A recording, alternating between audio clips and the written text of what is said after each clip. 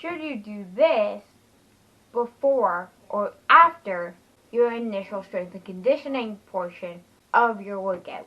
So for me personally, when I'm programming for my clients, I like to do my core right after my warm-up and before my power and my strength and conditioning phase. So when I structure my workouts, it goes my warm-up, my core, my power/elasticity training if it is required, my strength, my metabolic resistance training, and then my cool down. That's what works for me as a trainer, because when you do it at the beginning, you're more likely to do it because most people don't like core, so they put it off to the end of the workout.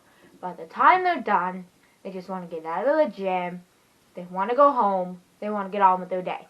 Whereas if you do it at the beginning, you avoid all that. You avoid thinking about other stuff. You avoid wanting to get out of the gym because you have other obligations to go to. And also, by doing it at the beginning rather than at the end or in the middle mixed in with your strength and conditioning, you are preparing your body for movements that you will see later on in your workout. Because when you do heavy lifting, like say you're doing a front squat, back squat, hip thrusts, deadlifts, all of those require you to engage and brace with your core. And by doing your core earlier on in the workout, you have already engaged those muscles. You're not fatiguing them. Yes, you are working them, but you're not fatiguing them. Whereas if you've done your main lifts and then you do your core muscles have already been worked. They've already been engaged. They're already going to be fatigued compared to if you do it earlier in the workout. However, there is no set rule that it has to be done before you get into your strength training. It can be done after. That's what works for you as a trainer. That's what works for you and your client. There is no shame in doing it that way. Just personal preference for me, I like to program it at the beginning of my workouts, where it takes about 5 minutes. I only program in 2 core exercises, focusing on 2 out of the 4, so 50% of your core subcategories, before moving on. So to get a better grasp on this, you have 4 subcategories under your main category of core. So your subcategories include anti-rotation, anti-extension, anti-lateral flexion, and hip flexors. So these are movements that involve the main muscles in your core. So for example, for anti-extension, you could program in planks, or you can use dead bugs. Anti-rotation are movement patterns that involve the obliques, but when they're rotating through multiple planes of motion. This could be like a cable anti-rotation press, or a wood chop, either with a cable or like a kettlebell, for example. Hip flexion are when you do unsupported leg raises, or you do your hating knee tucks, your hating leg raises. These are things that work your core, but they also engage your hip flexor muscles and involve hip extension and hip flexion.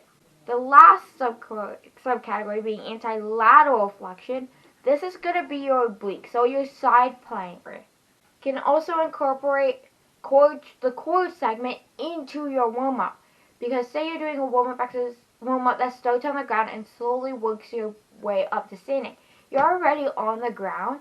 You're already there. So why not do your front plank or your side plank or any exercise that involves the floor then and there, rather than having your client go up, get the heart rate up, increase those levels through the standing exercises, and then have to go all the way back on the floor, potentially decrease that heart rate that you've already ramped up, got up into a BPM range that is suitable for that client to go into the strength and conditioning phase. A lot of this all depends on you as a trainer, but also what works for your client. In this instance, I program my core at the beginning, but there is nothing wrong with leaving it to the end of your workouts, or incorporating it into your back day, or incorporating it into your chest day. And there's nothing wrong with doing a little core circuit. So you could have a front plank, you could have Russian twist, and you can have side planks.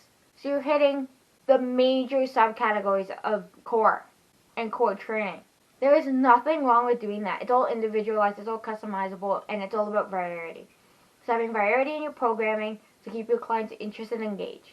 So maybe for a couple weeks, you'd only do 2 core exercises, but then in a couple weeks, you switch it up and you do a core circuit, or you completely change the exercises and doing something new to keep them interested, keep them fresh. There's a million different options, and not everyone's going to program the same. So There are benefits to doing it at the beginning of your workout for movement preparation, muscle mind engagement, already engaging your core for your heavier lifts, but there is nothing wrong with doing it at the end after your main workout before your cool down to help bring your heart rate back to resting levels. There is nothing wrong with either or. It's just what works for you and your client.